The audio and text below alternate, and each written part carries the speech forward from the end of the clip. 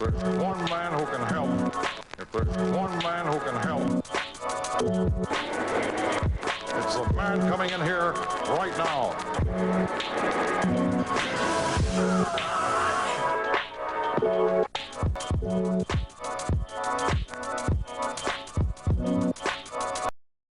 Hello everyone and welcome to another episode of the Fullmetal Alchemist 2003 Fan Guide on Fullmetal Fridays, in which we'll be covering all the episodes of Fullmetal Alchemist, and if we include the movie, that's roughly about one episode for each week, although I do sometimes combine a couple episodes in these podcast recordings to save time. Typically, you can find them on Fridays around 9 o'clock Eastern Standard Time as part of a podcast made Full Metal. The two episodes we'll be covering today will be episodes 30 and 31, Assault on South Headquarters and Sin.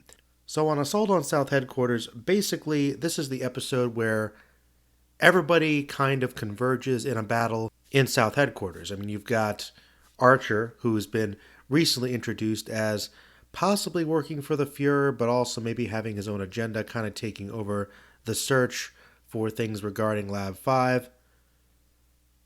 And he has Major Armstrong kind of under his thumb. This collides with Azumi, who is going after Wrath to try to rescue him. Meanwhile, the Elric brothers are trying to figure out what's going on with Wrath and sort of want to stop their teacher, but also help her.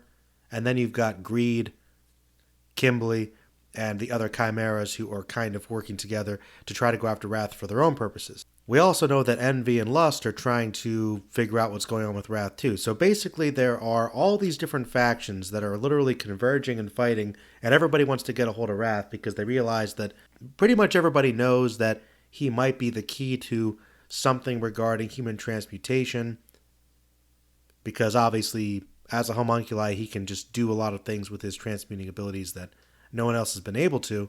So clearly, whether as a weapon or as a source of information or a bargaining chip, everybody's trying to get a hold of him. And so it's a big battle, which ensues in a 5-way fight. Meanwhile, Azumi flees with Wrath. Sin basically picks up after that.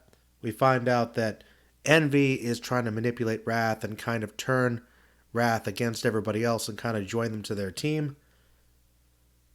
We also learn a bit more about the possibility that Wrath could in fact be her child, or what's left of it. Basically the kind of malformed, incomplete shadow version from her form of transmutation because she's sick, having replaced some of her internal organs, her womb, and other things to try to create the child, bring him back to life after her pregnancy did not go well, because the internal organs have been working together and kind of formed to keep her going, but that's why she's sick and she's vomiting blood. So it's quite graphic whenever that happens. So apparently she's been sick but able to hide it for a long time despite that. So she gives off this appearance of great strength. And that's really, I think, the biggest thing there is you've got a lot of action in this first episode here, episode 30, which kind of leads into a lot of character stuff we reveal about Azumi and her sensitivity to what the Elric brothers did because she related to it because she made the same mistake.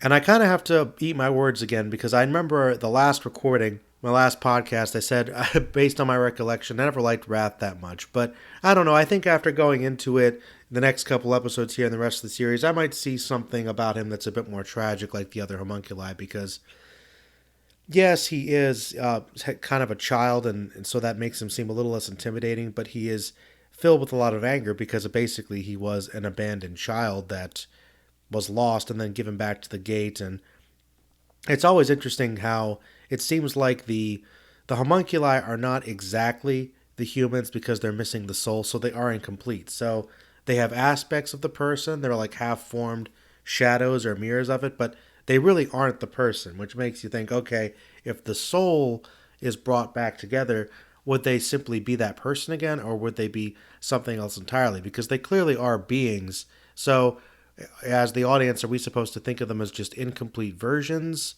of the people, which is how I always kind of read it as being, or just some kind of weird manifestation that's an echo of them? But there are all these creatures in the gate, and it's sort of implied that, okay, maybe the creatures are just kind of part of the truth and part of the alchemical power and the life flow, but they're kind of malevolent. And yet there is almost this kind of this anger and resentment that Wrath has, almost like he partially could be the kid, or it's just angry that in a way it was given this life as a baby and was also given back. So in a weird way, it's like got the memories of the other person that could have been born, but then also his own. So it's not exactly clear. And I don't remember exactly if they get into it too much in the show. I know a lot of it's left kind of ambiguous, but that's kind of what's interesting and creepy about it. And it also kind of, once again, dabbles along that idea that Fullmetal Alchemist typically goes along with, which is considering what it means to be human and the nature of the soul and whatnot. So there's a lot of really heavy stuff in these episodes.